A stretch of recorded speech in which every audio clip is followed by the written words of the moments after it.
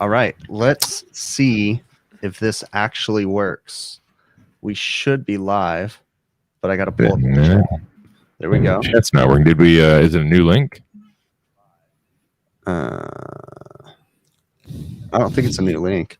Let's see. Let's go in here. And it's showing us as being live, but there's nothing on the screen. StreamYards is very glitchy, eh? Yeah, this is not live now. Let's click on this. It shows 26 people are watching, but I can't see it for some reason. Yeah. Yeah, no, we're here. Okay. Now the question is, can everybody hear us? Yep. Yeah, I think we're good. Okay. Audio's good. Audio's good. Okay. Audio. Let me do this. Red leather, yellow leather. Let me do this. And we are good. Okay. I think it worked. I think it worked too. So holy crap.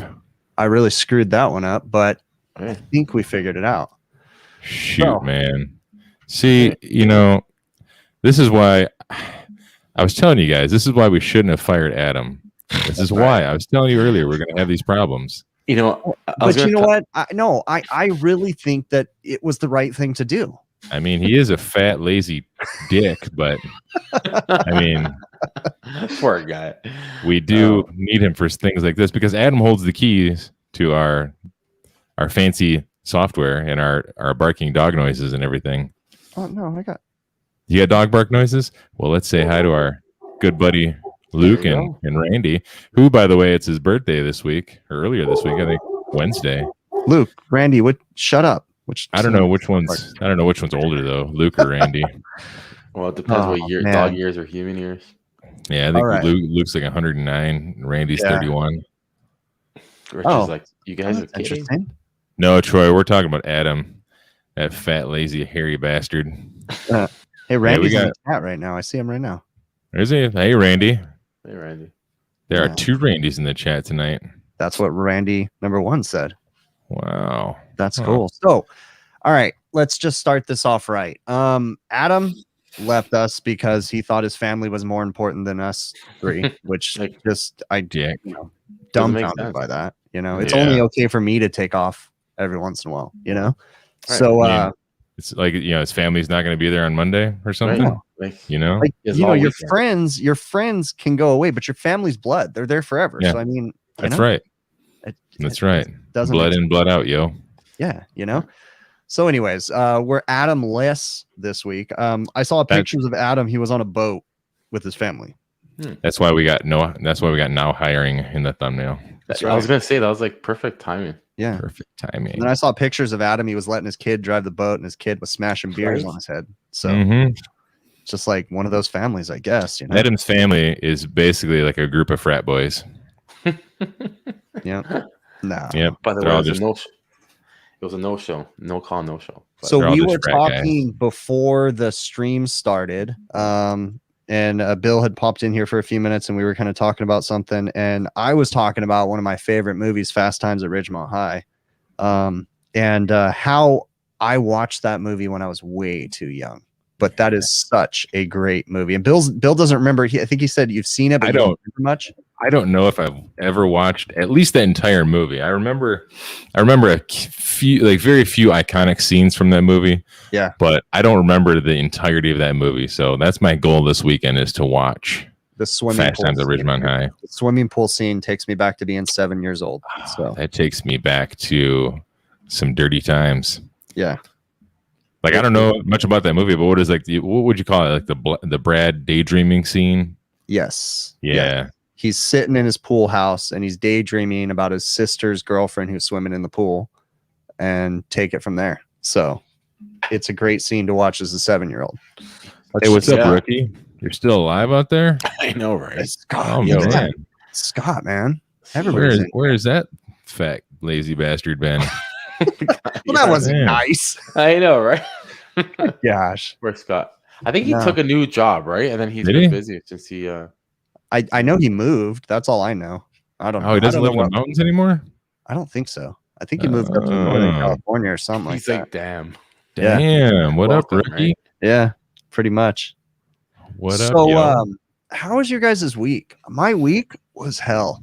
It really was. And today I actually lost my cool. I almost went too far with the manager because I love stories like that. Yes, I was out on a service call this morning working at a restaurant, and it was, of course, I work on one thing and then they're like, oh yeah, and this isn't working. And they're the kind of restaurant that has an attitude when you're there, So I was just like, and whatever. Or where they just expect you, like, hey, by the way, this isn't working. So their work orders, you're gonna do it. They're the type of restaurant, they put in a work order, right? First off, they put in a work order at 2 a.m. through Service Channel. Okay.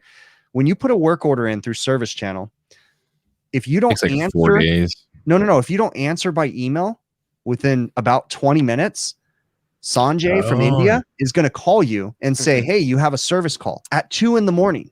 Right. So the restaurants, they think like, hey, we're leaving, like, because they're walking out the door. We're going to put in some work orders. So we're the first service call in the morning. No, we have to answer our phone at 2 a.m. Right. So whatever, they put in a service call. And of course, every service call says ASAP, we need you now. And it's like, it's a reach in. No, like, get over it. But I go out to the restaurant, we fix some problems, and then we go do another service call that was kind of a callback, frustrating. And in the midst of the second service call, the first service call calls me back and says, the reach-ins that you worked on weren't working. And I'm like, really? So I'm already frustrated, and I finish what I'm doing and I rush back to that service call and I walk in the kitchen and I don't see a manager yet. So I walk over to the reach-in, and I wish I would have taken a picture of it, but I walk up to the reach-in and the condenser grate has a 3-foot piece of cardboard with a 3-foot tall trash can pushed up against the freaking return air grill. Woo! So I stopped, and my apprentice was behind me, and he goes, what? And I said, hold on. And I turn around and I walk right towards the front of the kitchen, and I grab the kitchen manager and I walk over, and I didn't mean just any face palmed her, grabbed her by the face. Yeah. Well, listen, bitch. I didn't mean any offense. It was a guy, actually. I didn't mean any offense, but I turned the corner in the kitchen and I locked eyes with him. And then I just looked at him and I said, come here. And I could see from across the room, he mouthed, don't fucking tell me to come here. And I'm like, ooh, whoa, like, I didn't mean it like that. I didn't mean any offense. Like, I was just like, come here. I didn't want to walk all the way over to him. So then I had to like defuse that. Maybe it was like the little finger thing. I think there's something to that. Yeah. I would have been like, done the whole arm thing. Hey man, come over here. Yeah, no, he was like, don't wave your finger at me. And I'm like, what? No, dude. Like, no. But I was pissed, but still, I was like, no, come here. And we walk over there and I take him to the reach-in and I said, is that the reach-in that's not working? And he goes, yeah. And I said, do you see that trash can that I told you not to put there with the freaking cardboard in front of the condenser? Oh, they just put that there. I don't care. It can't be, and then it just went on from there. It's like they just put it there. And like, well, when were they planning on moving it? Yeah. Because it's not supposed to be there at all. Yeah, they didn't just put it there because they're in the middle of their lunch rush. Those cooks haven't done anything but stand there and serve the food, and it's just. I can't tell you. Like, now that I don't do restaurant work at all, reefer stuff, hot side stuff, man, and I don't miss it at all. I don't deal with stupid managers. I don't have dumb problems like that. I don't have. It's nice. It keeps me from swearing, Yeah, I totally didn't mean offense, but I again, I had to be the better person. And I was like, hey, wait. Because he was getting all pissed. And I said, stop. I said, dude, you're taking it the wrong way. I did not mean offense. I said, I don't know if that's offensive to you. I said, I really didn't mean anything by it. I said, I'm sorry. Okay. But I said, I'm still pissed because there's a freaking trash can in front of the condenser, No wonder your reach-in's not working, and it's just, and then I go up onto the roof to work on another reach-in because the compressor's up there and I'm checking it out. And I sent my apprentice over to the kitchen AC in it because it felt warm in the kitchen. And I walk over to the kitchen AC and it's not working. And then I go down to the manager and I go, hey, how long has your kitchen AC been down? Oh, it's been pretty hot in here for a couple weeks. And I go, dude. They noticed a reach-in, but. No, but the reach-ins can't work if the kitchen's 90 degrees. Like, of course. That's a good point. That's a real good point that even I just forgot, but a lot of people forget that. No, because their reach-ins are the cold rails that have, the food on the top with no cover on them. And then if it's freaking 80 degrees, 90 degrees in the kitchen, it won't maintain temp. And it was just so frustrating. I finally just told him, I was like, look, I'm done for today. I said, I'll come back another day. I need to get out of here. I was losing my cool. I was just like, no, I'm going home. Sometimes you got to do that. It's normal. Yeah. I just had to walk away from the situation because that one really pissed me off. So it would have been like that movie Falling Down. Oh, yes. Just like I told you guys, whenever it is time for my videos thing to end, I am going to end it like Falling Down. Like, it is going to be epic when I end the videos. I'm going to just destroy every relationship I have. I'm going to do everything I can to just blow the videos thing up. Like, yes, I love it now, but one day it will come to that, or I'll sell it, one or the other. So sell it. Yeah, he slid that in there. So before people think we did fire Adam, where is Adam, by the way? He's on a boat somewhere. He's on a boat on vacation. He's driving to the unemployment line on his boat. What? Nice one. Adam, for some reason, which is not a bad thing, but Adam's the only one. Every time he goes to his cottage, or that famous cottage, and you know what state it is. I don't know. Some people know. Wisconsin. He doesn't say nothing. He just vanished. No. He mentioned it like briefly last week. Like after we all got out the show, he was saying something like, "I might not be here next Friday," and that was it. End of story. Hasn't mentioned it again. Not in the chat. Didn't like text or email anybody. And then today I was like, Adam's on a boat? What the? And then now he's not here. So yeah. So there's a question in the chat. We're all lost. Are we supposed to refer to people by their screen? Like, I don't know what anyways. But anyways, he asked, what's the best Allen wrenches? That's one of those things that's really subjective. It depends on who you are and what you're using them for. So I have a tiny multi Allen wrench, the little metal silver one with multiple bits, and I keep a really tiny one and I throw it in my tool bag, and that's all I use. And then I have like the Yellow Jacket service valve adapter that has 2 Allen wrenches on it for the standard service valves we use in air conditioning, and that's all I keep. Like I don't really use them, but I mean, I know some people like the long shank Allen wrenches, so it really just depends on what kind of work you're doing. And you also don't want to spend a crap ton of money on them because you're going to lose them and you're going to break them. Yeah, I feel like that with a lot of tools. I tend to go with tools like right down the middle because I'm like, there's a good chance I could lose these one day. So I'm not going to buy, like the $300 Germany Nipex to keep in my diagnostic bag because I've lost that whole bag before, Yeah, no, I still like nice tools, but there's certain ones like my Allen wrench that I'm going to lose that I don't. But I still I have Nipex wrenches and I think I might have one Nipex. I don't know, but it's definitely with Allen wrenches. I don't go and above and beyond. No, and it's really subjective what you're going to use them for. And he says mostly stubborn set screws on fan blades.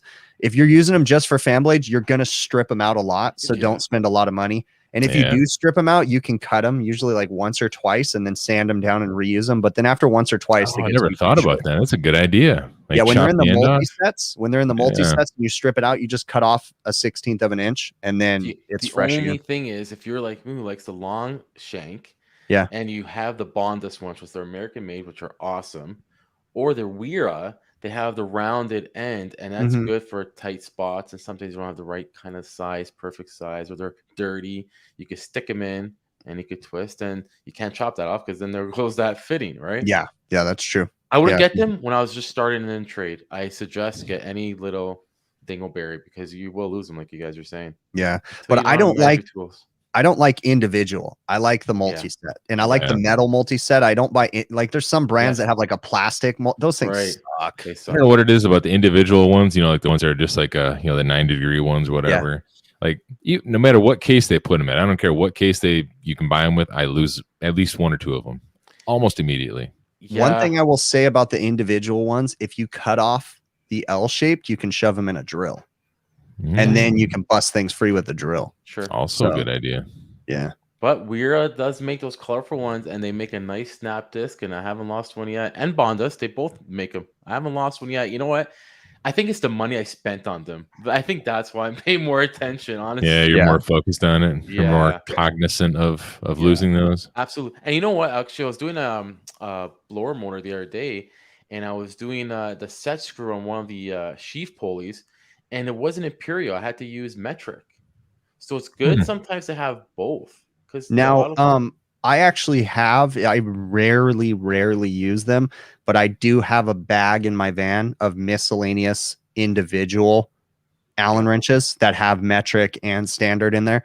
It's so rare that I use them, but I do have them for emergencies, and I just put them in like a little, zipper bag or whatever and store them in my van. So fancy. So there was an old unit. You tell me guys what you do. It's an old unit. It's hard to get the OEM. And they need something running because they need air movement. The pulley is an inch bigger, and one's adjustable on the sheaf. What do you think I did? Wait. Say this again. I didn't understand. I compensated for an inch. So what do you think how I compensated for that inch with the belt? You shoved your pelvis further so it looked longer? True. I mean, that's funny. You ever try shaving? That also makes it look yeah, it does. Oh my god. Makes it stand out. Yeah. You guys are I mean, when you shave the grass around the tree looks taller. That's right. Oh my god. Oh man, you gotta be careful though, because sometimes when the lawnmower goes around the tree, it grabs the roots and then it freaking breaks the blade on the lawnmower. That's a good point. Good point. That's it. And it's not a real good place for band-aids.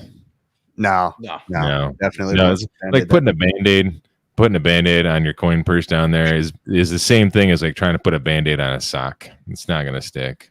Okay, hold on, guys. No more shaving talk. Somebody said, "Hey, y'all, I stopped by here about a year just before going into trade school HVAC. I'm now an apprenticeship and have been working around 50 hours a week. Thanks for y'all's advice. That's awesome." So he started his apprenticeship. Wait, someone took our advice? Why would you do that? Right. It's the best thing you can do, all right? Take our high five, dude. How do you say that guy's name? Trenchino? No, I checked the amps, Jonathan. And it's still, that motor was still, I can't remember what the relay was, but it's like around 8.5 or something. It was good.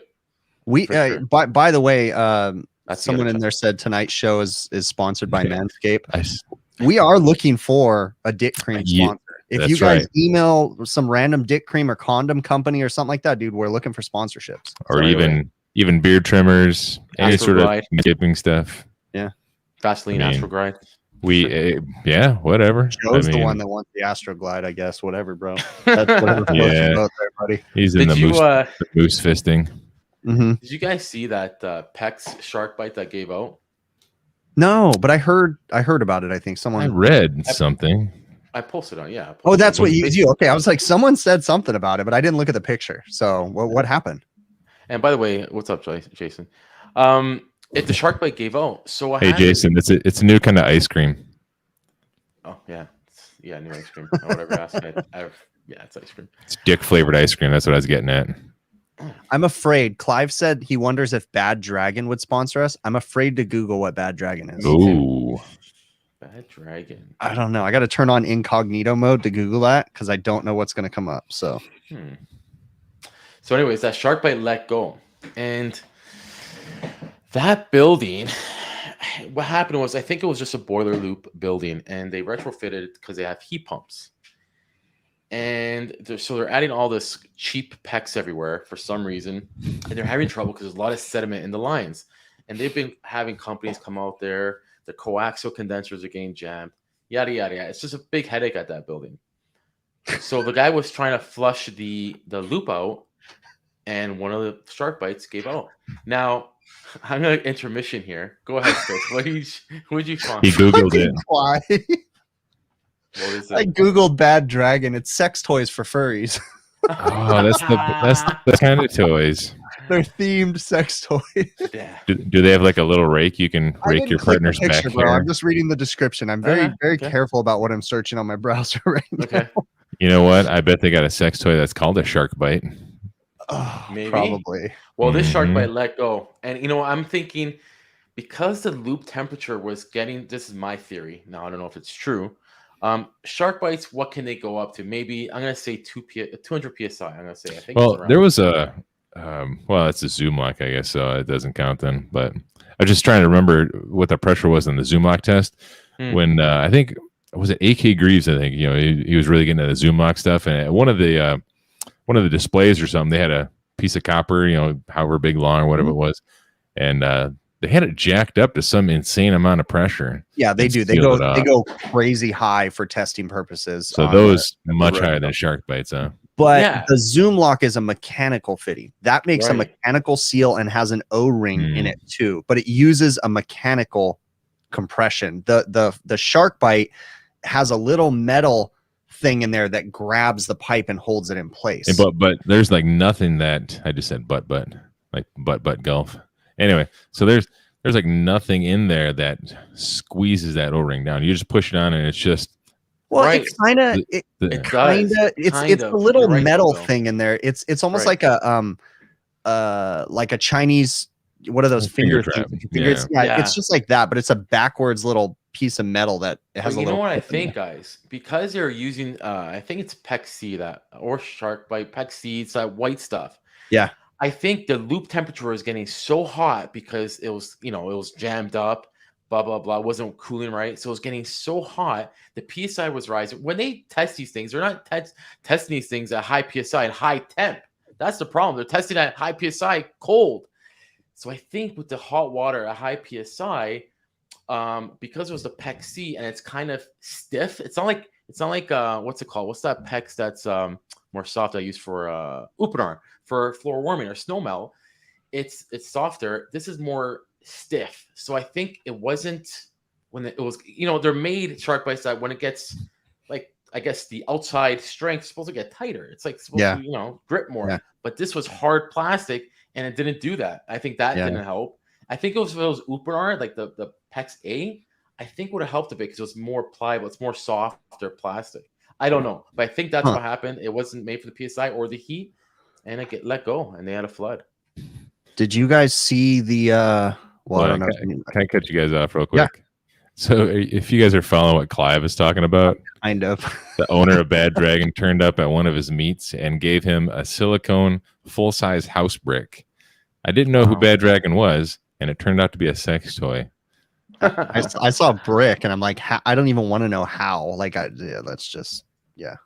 Mickey, Mickey Mutu, I put a post on the Facebook group. PEX fitting in a building heat pump loop let go, and it was a flood in one of the residents, the 6th floor. Much damage was done before the water was stopped. Down the lobby from 6 all the way down. It was 6 floors all the way down, huh? Yeah. How long was the leaking? Do they know? I'm gonna say because as soon as he realized that his pressure went down, he was trying to flush the loop. He told me, I guess. That's right. So there's a guy right there. Wait. So he was trying to flush the loop when this happened? Yes, he was. So when you flush the loop, do you drop the pressure in the system? I guess it'll vary, right? It could go up and down. Well, that would be what released the shark bite then, right? Because it's got if it has that plastic fitting that you were talking, or plastic hose, maybe the pressure reduced and the hose shrunk in size and it allowed the shark bite to release. That's exactly, you're right. Could have happened too. The restriction, the cold and the hot. The pressure dropped and the fitting was barely being held in more than likely by the pressure. Yeah, like Clive said, pressure dropped. Yeah. If they don't have the inserts, like those plastic fittings, they're supposed to have the insert that goes in there for that very reason. I wonder, maybe that could have been it too. Actually, that could have been it too.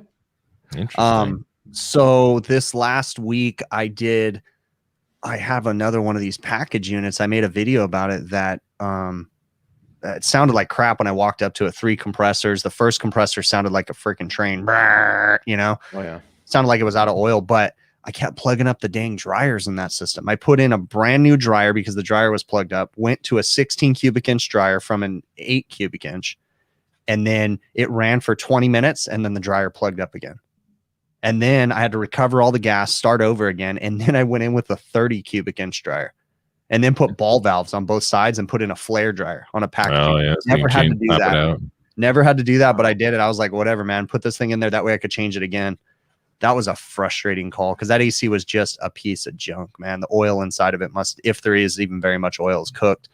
I tried adding oil to that compressor that sounded like a freight train too, but I was afraid because, it sounds like it's low on oil, but there's no sight glass. I really wish they put more sight glasses on scroll compressors. It's so annoying. Why not just put, I don't understand because I don't know how much oil's in there. So you don't want to put too much oil, so I pumped in a good, 3 pumps with my oil pump and watched the level drop about 1 inch in my oil pump, which is a significant amount. I mean, in the oil reservoir, in the jug or whatever. And I was like, well, and then it quieted down for a little while and then just started making noise again. I was like, well, it's all it can have. It's just a piece of junk. Right. You know how many times, I don't know if you guys come across, let's say a pin blowout, like a compressor blowout, and oil shoots out everywhere, right? Mm-hmm. Fine, whatever. There's a spill, whatever, a leak. Guys put compressors in a year later, and it's done already because they didn't add oil. They don't know that they probably should have still probably checked oil. I don't know. Like it's a tough. But how? Right? I mean, there's really no great way to check oil. Maybe, I mean, you would have to have a super sensitive thermal imaging camera, but I don't even know if that would show. Right. Like I have the FLIR 1 Pro and it won't show it. You just see heat. You just see a big orange or yellow box. But I mean, maybe, but I mean, there's really no great way to check oil level. I guess I've never tried to heat it up. What if you pumped it down and then used a heat source on the compressor real quick? Maybe that might work, you know, but the problem is that most compressors, depending on what style it is, if it's like a reciprocating compressor, like a smaller one, you know, it might only have a 1/2 inch of oil in the bottom of the compressor. You know, it's not sitting there with, you know, that's true. So even on a scroll, like it doesn't still might not even see it. No, very yeah, I don't know. Hey, Rory McLeod asked a good question that I'm not real sure what it means. Can you explain how a multi-stage rooftop operates? Are the compressors in series, parallel? Yeah, someone asked a similar question. It might have been him or her, whoever that is too. Asking about in my chat or my comments, asking me what controls the staging on the units too. So you're just talking about like a couple, you know, dual stage rooftop units. Yeah, multi-stage, I guess. What you call it. I guess that makes sense. But so basically, on a multi-stage, you have multiple compressors in there, and then the thermostat's going to send a signal based off of an algorithm in the thermostat to say turn on stage 1, stage 2. Now, the unit that I was working on is a Linux package unit. It's an L series Linux unit, and it has up to 3 or 4 compressors in it. So it still receives a 2-stage input, but the circuit board in the unit has logic to know when to turn on the other compressors. So that handles the other stages. So they're not piped in parallel.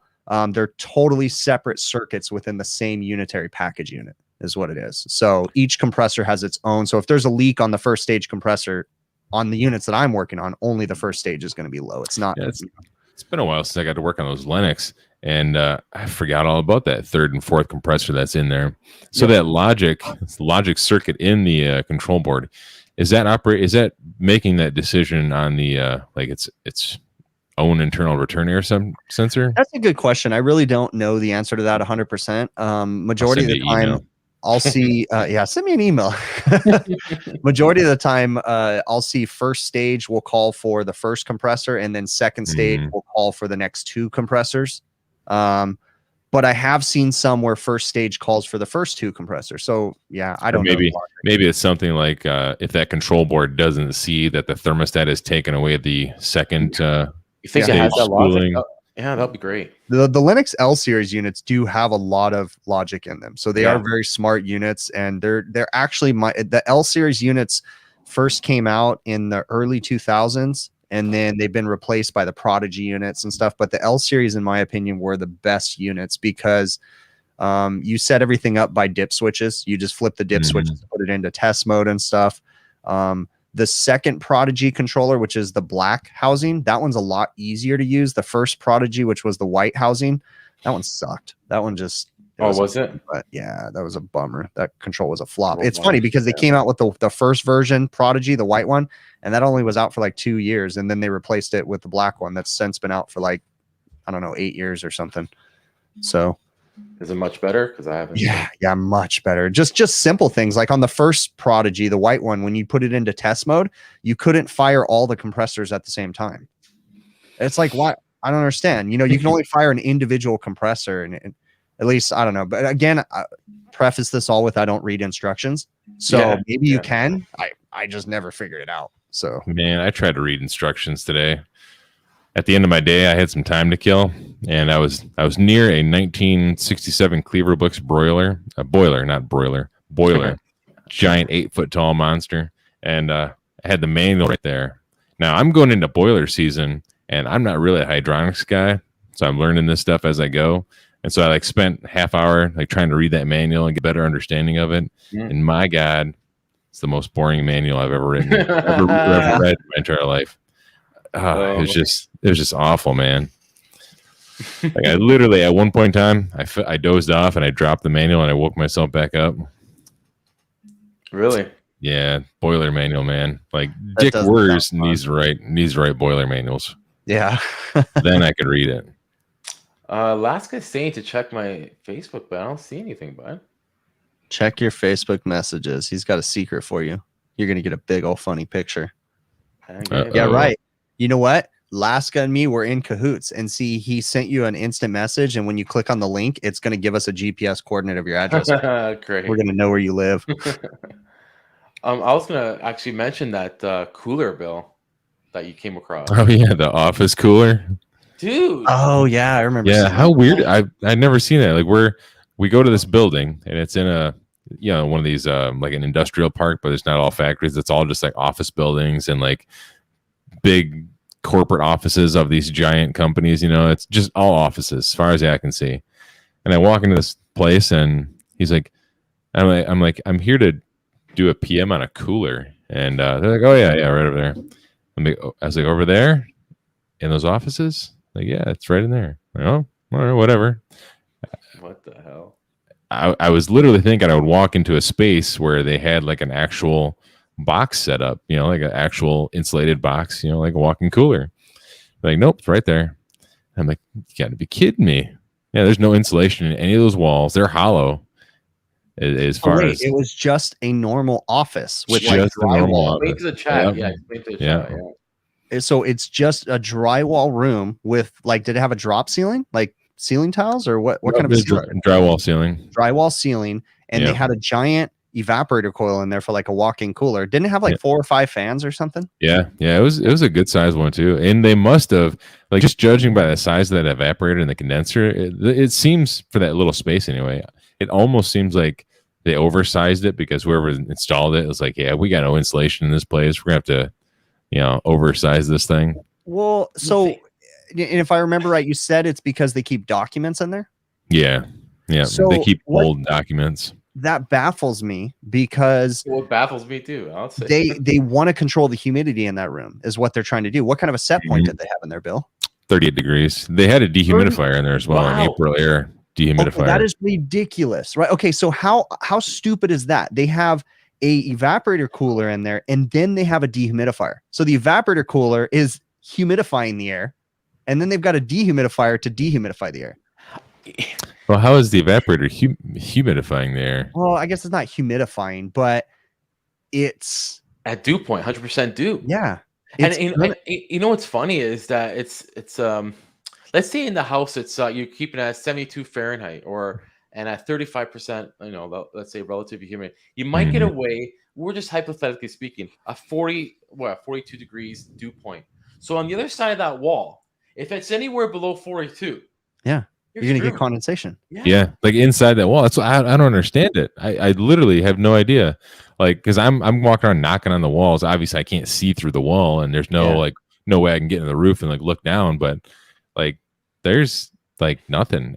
If there is insulated panel, let's just say there is an insulated panel. Still, you don't want to have drywall in there. That doesn't seem like it makes sense. Drywall is going to probably absorb moisture, like a desiccant or something. That's just a walking train wreck. It completely sounds like nobody even planned that very well. No, I don't think they planned on it. No, what happens on the other side of the wall? They're because the other side of the wall is like regular, up around, because they got sprinkler heads in there, and up around the sprinkler heads, you can see where it's been, condensating. Yeah, around the sprinkler heads, the drywall is starting to change colors and bubble out a little bit. Right. Imagine if the AC fails in the other side of the wall and it's like 85 degrees and relative humidity creeped up to like 65%, and you're at a high, like, dude, like, oh my god. But now that you mention it, I do think it is kind of weird that they have the April air dehumidifier sitting on the floor underneath the evaporator. Yeah. And then they got that big old evaporator. It's almost like that evaporator, when I first saw it, reminded me of like the big oversized evaporators you'd see at these like flower shops. Yeah. Where at flower shops, what was it? They want higher temp. They want higher humidity in the flower shop. Humidity. That's what it is. Yeah, because you don't want to dry out the flowers. But they want a cooler temperature, so they oversize it, right? So it doesn't run as much. But those are if they're done right, they're engineered properly, so that way they're set it up and they run them higher TDs and right. I've been to a restaurant one time. I still do work for it. It's a hole in the wall restaurant, and I remember I was changing out their walk-in cooler equipment, and the walk-in cooler, again, it was like a hole in the wall restaurant.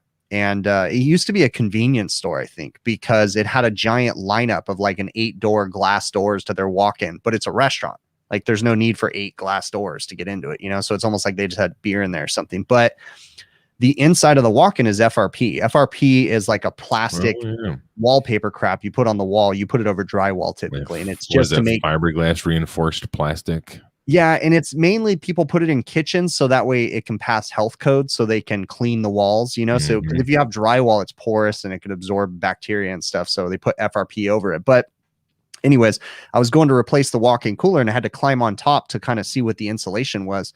And there was styrofoam insulation in between the wood joists. And then right underneath the FRP was just drywall. Like they made their own walk-in box basically. So they had a wood framed room with normal joists and everything. And then they just laid down sheets of styrofoam in there, like just whatever, you know, and then that was it. And it's like, wow, that was the crappiest walk-in cooler design I've ever seen. Yeah. Andy, what systems do they run for those to maintain that humidity? And yeah, I think it's bogus. Like even what was John saying about you can't control dehumidification at that temperature, which you really can't. Yeah. But I don't know. That's a weird situation. It is a weird situation. I don't know. How long has that been running for, Bill, like that? Years, I guess. I mean, again, if you're okay, so I know that like in the fancy museums, they have crazy units. I take that back. They just recently they moved to that location like a year ago or 2 years ago or something. Oh, wow. Yeah. Oh, yeah. So it's gonna be a mess in a year. Something they must have just done on the fly. Yep. Yeah, that's insane. You know, I don't touch that crap with a 10-foot pole. Like, nope. Call someone else. So I did one where I got a call as a second opinion from a friend. He was like, hey, this guy needs help, this contractor. So I went out to it was a bakery. They made wedding cakes. And they just had their building built, and they would make the cakes and then they would throw them in the walk-in to cool them. And then the cakes would collapse, like constantly collapse. And so I went in there and I started looking into it and I'm like, who designed your walk-in? You know? And I'm like, just doing some calculations, and I'm not a genius, but I was just like, who did the calculations for this? And they're like, the general contractor. So then I get on the phone with the general contractor and I'm like, who did your load calculation for this equipment? And he's like, the supply house. And I go, did you tell the supply house you were keeping cakes in here? And he goes, no, we just told him it was a walk-in. We wanted it at 38 degrees. And I go, yeah, you guys need a dehumidifier. Like, what are you guys doing in here? You know, like it was just nothing. The cakes wouldn't set basically. And it just collapsed. And they were like, well, what do we need to do? And I was like, you need to call an engineer. Cause I'm just a dude that fixes crap. Like, I know this is wrong, you know? And he's like, what if we get a dehumidifier? And I was like, go for it. I don't know. I'm not getting involved in that. Like, you know, so I'm not playing that game. Now you got me curious about cakes. Like what causes a cake to collapse? You know what? Let me step back. I can't remember if the cakes were collapsing or if the icing would roll off of them. Falling off or something. I thought the cakes were collapsing, but maybe the icing was rolling off. Yeah, I know nothing about cakes, so it was way too humid in there, and it was just a pain. Look who's in chat, guys. Yeah, Mr. Egg Cake. Hello. This is Mimosa. Yeah. Oh, we got Yamo in the chat too, man. I haven't seen that guy in a while. Mr. AK, Chris says. Mr. AK. Oh, jeez. Oh my god. Hey, Yamo. Oh, Egg Cake. That's what you said. Yeah. Egg Cake. Yeah. Jesus Tilapia. I can't talk today, man. I don't know what it is. Audio's all fucked up. What do you say? Eggs what? Clive says that the cakes collapse when you sit on them. Yeah. You guys want something fun to Google? Look up cake farts. Really? Do it. Okay. Do it right now. I already trusted Clive on a Google search. I'm not trusting. Oh, you'll love it. Wait till your family gets home. Hold on, guys. We got some interesting going on here. I want to read Alaska and John, and I think someone else. Hold on, John McMaster. Maybe they're trying to remove the humidity that's being produced by the cooling process, seeing 86% relative. Yeah, I was going to ask about that. What do you add, John, that has a 60 sensitive load and a 95% humidity? What is that? What are you doing there? Is it glass something? Oh, glass factor, I think he said. I guess that's a pretty easy thing to accomplish, right? High humidity and low sensible load. I don't know. It's beyond my I need someone just to give me instructions and tell me superheat needs to be here, this needs to be here, TD needs to be here. That's mine. I'm not a thinker when it comes to a lot of that stuff. Absolute. It's like what's the other word I'm looking for, John? Not grains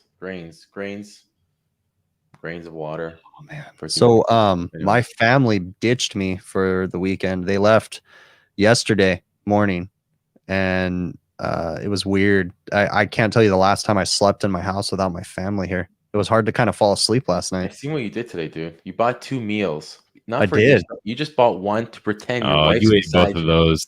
No, bro. I bought 2 meals before the show. I called our local barbecue place. It's called Graham's Barbecue, and I ordered ribs and chicken, and then I ordered chicken and hot links, and then I ordered sides with each of them, and then just before the show I was cramming all that food down. You ate both of those, didn't you? I did, dude. Joe's like, oh, you ordered one for your wife or something? No, dude, I ordered those both ordered... for myself. I'm a fat boy, dude. I have 1 hot link left and some collard greens left because we had 2 sides of collard greens, so I'll eat that later. My screen locked up for a minute there. That's freaky. Yeah. Collard freaking me out, man. Collard greens are one of my favorite, dude. It was the weirdest thing. I don't mind them at all. I tried those for the first time. I was like, oh my gosh, these are amazing. When they're cooked right, I don't mind them. Yeah. There was a thing that came up in the group, and I'm pretty sure we all came across this one time or another. Say you have an employee that you work with. He's a good guy, but you're constantly going behind him and fixing his screw ups.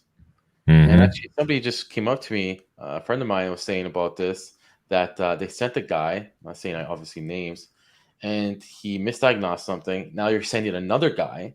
So A, how's the look on your company? And B, are you charging this customer again? And like, come on, all the time. Why even bother sending the guy in the first place if you know he doesn't know how to do dick all, right? I don't know. Scott, Casey rookie asked, and they had bacon in them, Scott. Yeah. Sorry. Yeah, I just don't know like how would you go about that? Like if someone when it comes to callbacks, you got to do your best, right? And same guy. The important, or the thing that in my opinion you need to look at, is if the person's making that many mistakes, either he's not being educated properly, he's not someone's not coming in and working with him or trying to better him or teach him. Yes, there's responsibility on his part too to fix things, but as a company owner or as a service manager, you have a responsibility to try to coach your guys and try to teach them, and then of course you meet a point when someone's not teachable, or anything. But majority of the time I would argue that it's culture, people not giving them the tools to be able to or even maybe like he's just been groomed to be in the habit of like go. You don't have time to stop and look around and like pay attention to small details. He could have worked for a company before that would just call him in the middle of all his jobs and just ride his ass. I can't tell you how many times I get people that are angry in my YouTube chat or in my comments because nobody has that kind of time to spend on a service call. Nobody ever spends that much time. And it's like, well, obviously somebody does, because I do. It's the way that I run my company, and the same people ask me the same questions. How many service calls do you get done in a day? And I said 2 to 3. I have to get 6 or 7 done. Okay, that's fine. But the only person you need to be mad at is you, because you're not making it a better situation. Yes, your company's pressuring you to do that many calls a day. And yes, they want you to cut corners and get it done. And then they want to bitch, but you have the power to leave and move on to a better environment. So, I mean, you have the ultimate power to make that decision. And, I'm not saying that you need to be able to spend, just do 2 calls a day, but you got to do things right. I mean, I don't have a quota that I have to do every day. I walk in and I attack the first call. And when I get done with the first call, I go to the next call. And then it depends on how long I've been working. I don't go to another call. I mean, it just depends. I don't have a set time every day. Now I realize I run my own company and I run it different. Okay. But I mean, do you guys get the opportunity to fix things and take your time and do it right?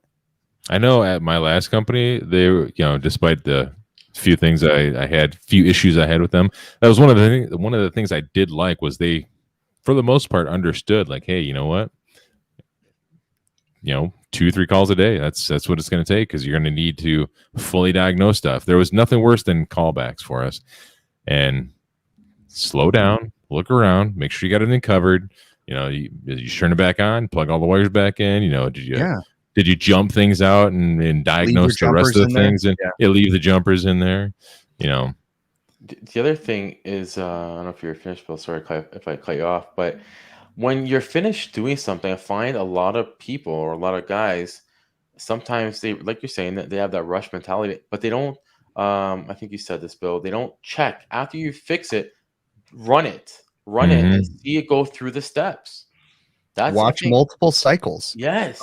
There's nothing worse than it. Like, I've been battling this walk-in freezer service call. It's been a nuisance, and I was out on it today.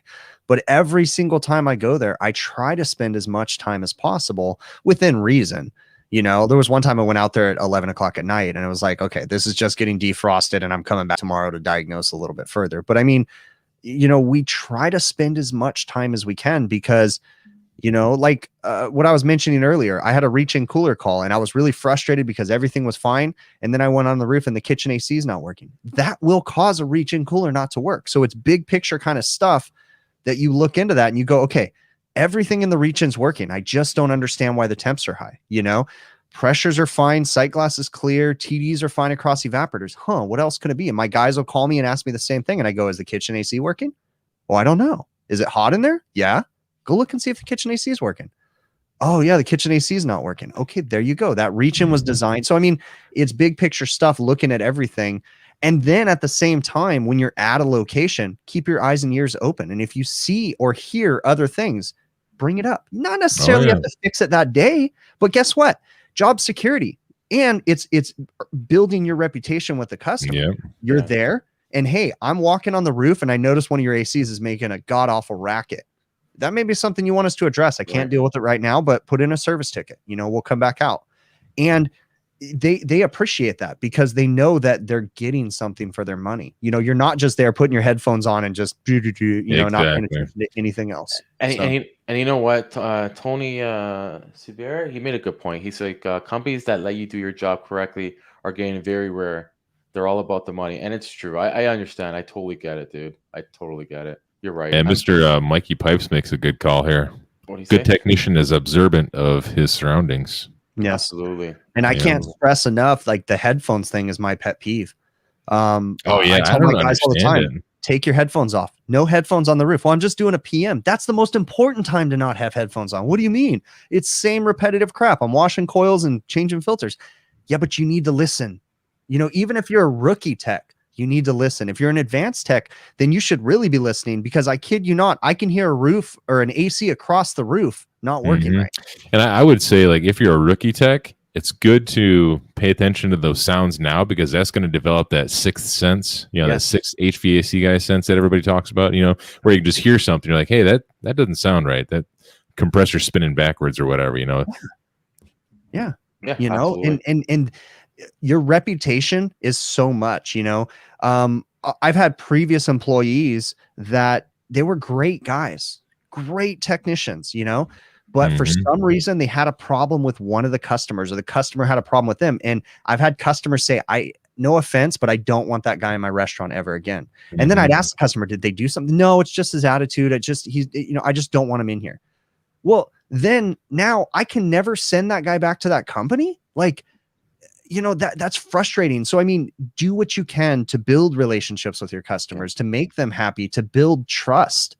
And building trust is when you walk in the door, don't just make a beeline for the reach-in. Stop and shake the manager's hand. Ask him how he's doing. Ask him how business is going. Are you guys busy? Find something of good or whatever. Find something cool to talk about. I think we got our own commercial master of the hustle right here. Yeah, there we go. Master of the Hustle with Chris Stevens. You've got to come up with a cool name. Hey, man, this is... I'm not going to go there.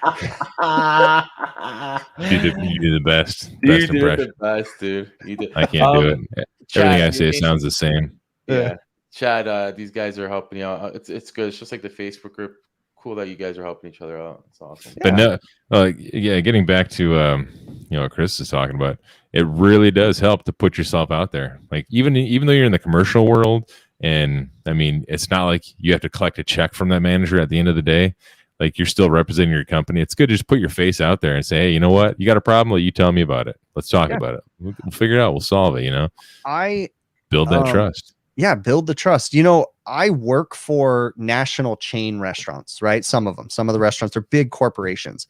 And in all honesty, the general manager, the guy that's on site that runs all their, normal managers, has no control over what I do.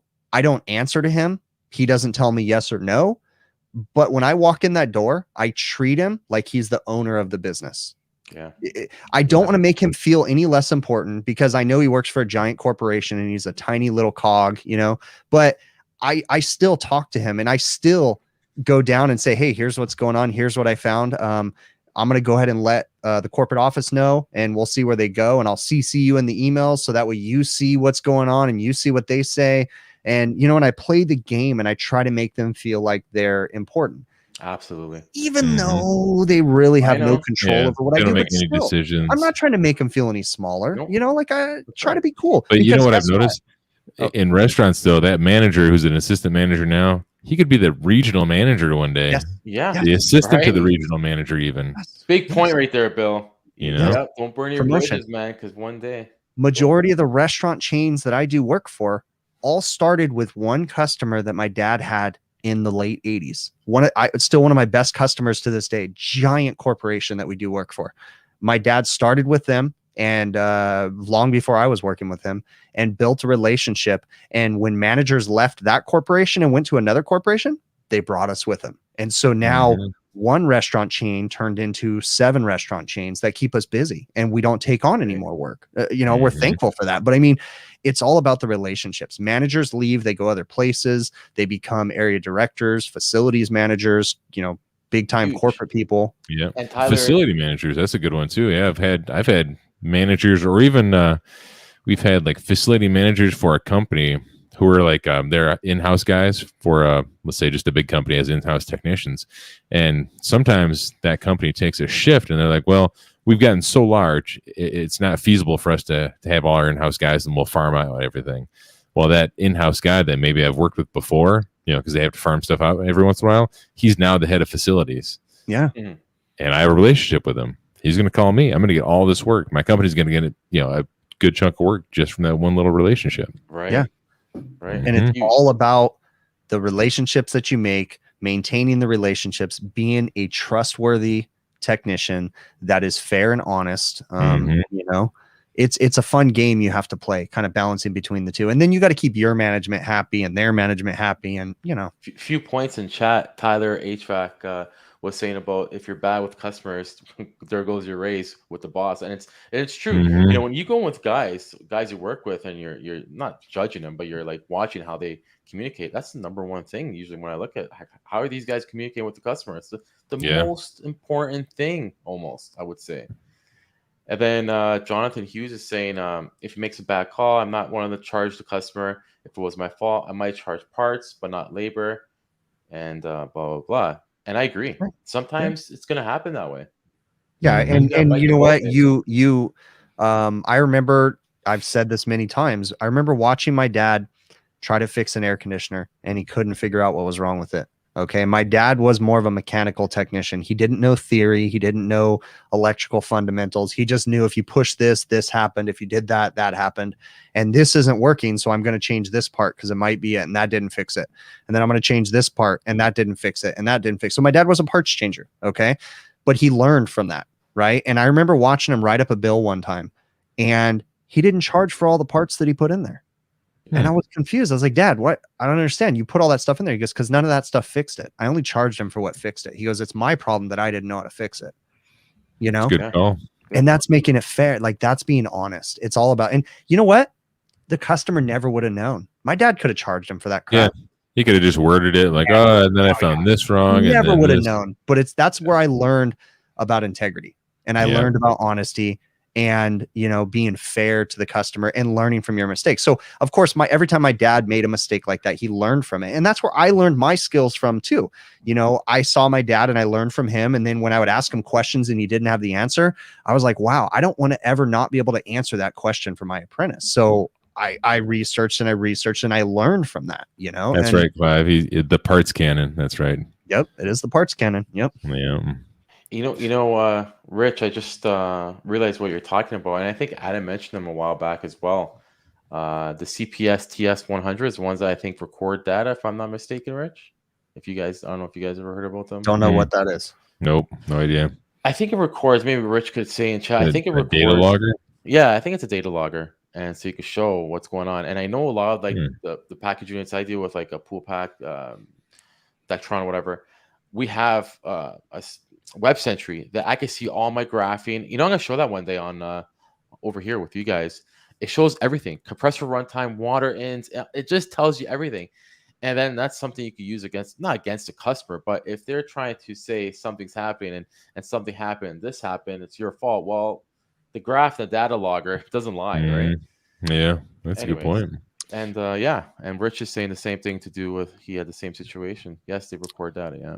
Speaking of data loggers, we should get we should bring on a guest at some point in time. The next couple of shows. You guys think about Vito?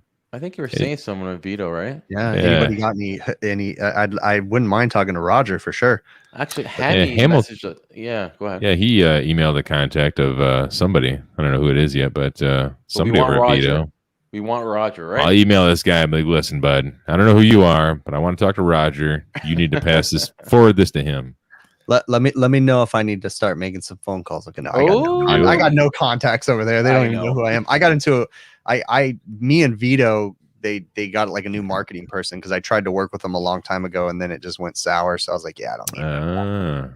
So, I agree, John. It is a good bag. That bag is cool. Even the XXL or is it the XXL? I have the XXL. I haven't found a use for it yet. That's the bigger one that came out. Yeah, I have it. I just haven't. I wanted to use it for all my. Yes. Oh wait, no, mine's not the open. Yeah, mine has the flap. Yeah. Yeah. I wanted to use it for my smart probes, but it's not big enough. Honestly, I just think it's, I love the knapsack, the small and big, but I think if I wouldn't have that for tool-wise for servicing, I think that TPXL is like just everything there. Everything, it's handy still on the shoulder. I don't know. I think it's a nice bag. So for my smart probes, I use the Vito Tech Pack LC, the small Tech Pack, the small backpack. That's what I use for my smart probes. So, and lately my go-to everyday tool bag is the backpack with the wheels. Yeah, like I'm surprised you're using that. I thought you were just whatever. No, when I hurt my neck and I was off for like 2 weeks, I was like, that's when I went to the small backpack. And then I was waiting for the rolling backpack to come. The rolling backpack's nice, but it has some flaws. I'm going to make a video one of these days. When things slow down after the summer, I'll start making some tool videos again, and I'll have good, 4 months experience with it. No, I really like. I still really like that, like sort of like that Pelican case from Harbor Freight, where you can just kind of mold, make the, pull little pieces of foam out and make it fit whatever it is you want to put in there. Super sturdy. It's thick. Yeah. The foam is like 5 inches thick. I mean, it's great. What's that again, Phil? Sorry, I missed it. It's like a Pelican case. What's that? It's a very thick, hard case. It's like what the True Blue hoses come in, or that's a type of Pelican case, the big giant heavy duty one. It's waterproof. I mean, it's and it's like $25. So what are you guys' opinions? A lot of people have been saying it in my chat, and I have my opinion, but I want to hear yours. What are your opinions on the subcoolers or that you use for recovery? Or CPS, the tool manufacturer, has one called a molecular transformator, which is the most stupid name ever for a subcooler. Molecular transformator? They call it a molecular transformator. Wait, I missed the first part of this. What are we talking about? Subcoolers for recovering. So they go in between your recovery machine and the tank. And essentially it subcools the refrigerant, turns it into a liquid, so you're not pumping vapor and cools it down. But CPS kind of came up with a name for theirs that reminds me of what these residential companies trying to hide their name for a capacitor, where they call it a voltage distributor. They come up with a weird ass name. Voltage inducting. Yeah. It's like, just call it a capacitor, whatever. But they what do you guys ever use those subcoolers? No. Between your recovery not machines? my own. Okay. But I don't know. They have a use. If you're dealing with a big tonnage, I see them having a use. But I turn in all my tanks when they got like 9 pounds in them. I'm like, fuck, I don't know what has gotten here. 9 pounds, fuck, turn it in. So the whole point of using a subcooler when you're dealing with high temperatures, like I do out in the desert, where it's 110, 115 degrees outside, and you're trying to recover 400 series refrigerants that run higher pressures, you tend to make your recovery machine go off on high pressure because it does have a high pressure safety switch in it. And so a couple different people came out with these subcoolers. Now, I personally don't find a need to have a subcooler. I know a lot of people swear by them, but what I find is simply taking my recovery tank and putting it in a bucket with water, or even better, a bucket with ice water. Okay. But the biggest, most important thing is using large diameter hoses coming out of your recovery machine. Big time. So yeah. I use 3/8 diameter hoses with 1/4 inch fittings on the end to go from the gauges to the machine, from the machine to the tank. Absolutely. And go ahead. That definitely decreases my discharge pressure basically coming out of the machine, which makes the recovery process go a lot faster. But when you use, if you ever notice when you're recovering, the gas between the machine and the tank is going to get stuck in that hose because you can't pump all the gas out of it. So if you add a subcooler there with 20 feet of copper pipe at 3/8 of an inch, all that gas, you're going to have a pound or two of gas stuck in between your machine and your tank, versus if you just put the tank in water and use a large diameter hose, you have a lot less gas stuck there. That's what I have done. Just put in water. I haven't used or made. I think they were saying Rick in chat. Hey Rick, he made his own. People use 1/2 inch. They use whatever. I think it's a good idea. But it's almost like, how could you avoid that? You'd have to have some sort of like a bypass ball valve or something. So like once you reach a certain level, you could like valve off that subcooler and then at the same time somehow suck everything out of it and bypass it back to the tank, so you wouldn't have all that gas stuck in it unless you put ball valves on there and then put it on the front side of your recovery machine and then suck gas in. That's too much work. I agree. Now, I'm not saying people are bad for using them. I just don't personally see the need for one. I have one. I have that CPS one. It's sitting in my garage. I used it maybe 3 or 4 times and I was like, it's just one of those things I bought that I never used again. Wasn't I say? They used to. I do a lot of recoveries like 410A, 404 in the 100+ degree ambience, and I run into this where forgot about that, Chris. You're hitting 100 or you're hitting 450, 475 psi, because you got to remember the recovery machine. The pressure coming out of the machine to the tank is your discharge pressure. Right. It's like a compressor pumping back. That's all it's doing. That is your discharge pressure. So that pressure is going to be much higher than it is on your gauges, because your gauges are going to show the system pressures as they're dropping. That's why it's also so important to have a working pressure gauge on your machine. That way you can see what it is. Hey, Telek has a question here. You do not need, I guess it's more of a statement. You do not need ice or subcooler if you have the Hvac 4 cylinder recovery unit. I've seen people say that too, and if you have the Hvac 4 cylinder recovery unit, if you have that, I mean, good for you. Really? Why? But I mean, you still, even with the 4-cylinder recovery unit from Hvac, you're still going to have high tank pressure. So because the whatever you're using to recover it doesn't really get to say like, hey, this 120 degree ambient temperature isn't going to affect your tank at all. Some of the recovery machines will, some of the original ones, subcooler. Some of the original ones were just literally pumps. Some of them added condensers to them to try to drop the temperature of the gas, which essentially was acting as a subcooler. I mean, they're all trying to do that, but I mean, all you're doing is pumping gas from one place to another. So I wonder if some recovery units have a bigger condenser on them. Maybe that Hvac 4-cylinder does have a bigger condenser on it. But the bigger condenser still just means more refrigerant to get trapped between the condenser and the machine and the tank. Oh yeah. It's just more refrigerant to get trapped.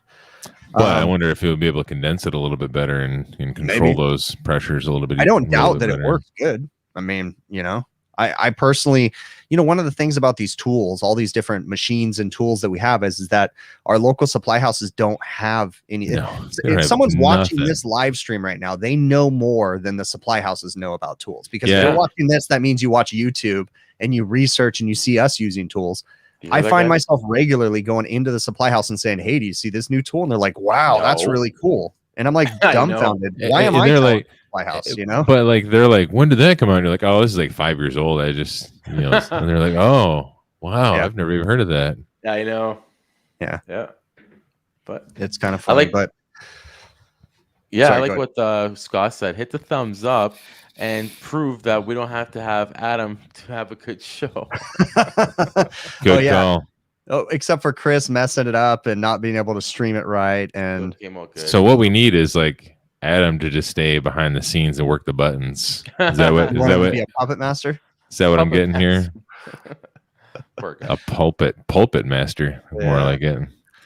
All right. Hey, you know what's coming up in 2 weeks? What's that? Our 100th episode. 100th episode. You've been working on 100th episode. So I've been painstakingly in the background, going through almost all of the last 100 episodes and pulling out little tidbits of useless garbage that I think is hilarious out of all the episodes. And I have compiled all those little tidbits of garbage into a big ball of garbage. And for the 100th episode, we're going to watch this big ball of garbage and see how it goes. Do I feel like I'm going to be the center of attention in a lot of this garbage talk? There are some key highlights with stuff from you guys in it as well. Oh man, hilarious! And since I had complete creative control over this, I may or may not have edited certain things so they're taken out of context. And we'll clear it up. Rich, you're making me feel bad. We love Adam. He's just taking some valuable. Rich is giving you crap, Joe, because he knows that you're a sensitive Canadian.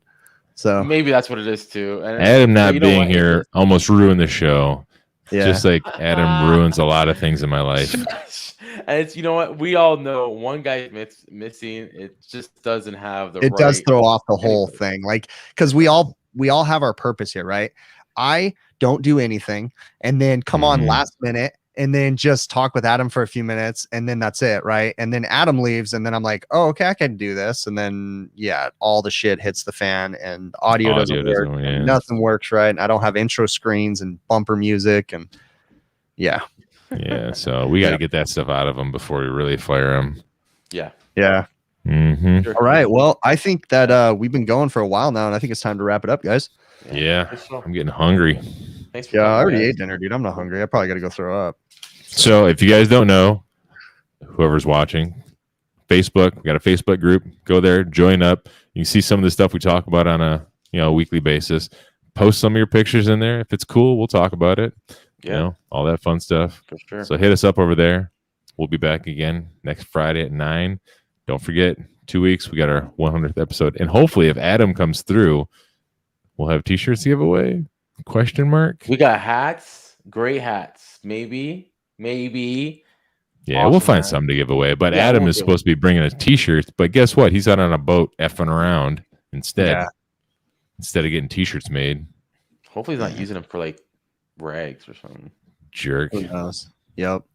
All right, guys. Well, I say we wrap it. Yeah, everybody. We'll see you guys later. And I guess we'll catch you on the next one. Let's see if we can end this without an issue. Later. Yeah.